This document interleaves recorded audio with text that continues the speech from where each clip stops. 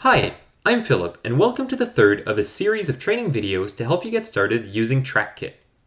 We will show you how to generate a report of the shipments you have created. This is not required by any means, but if your hospital or midwifery practice would like to keep paper records, they can do so here.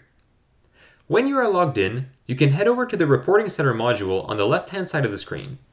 Here, you can select the type of report as well as the start and end dates.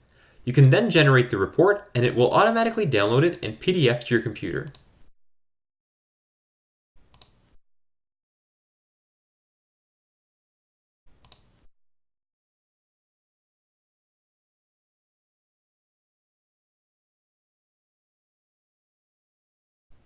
That's it! To learn more about any of the topics from these videos, you can consult a reference sheet provided in your welcome kit or the help center located at the top right of the screen.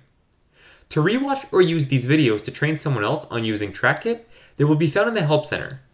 Now that you are finished, we would kindly ask that you please fill out a survey concerning these videos. This will take less than 1 minute to do, and the feedback it provides is very important to us. The survey link can be found in the description.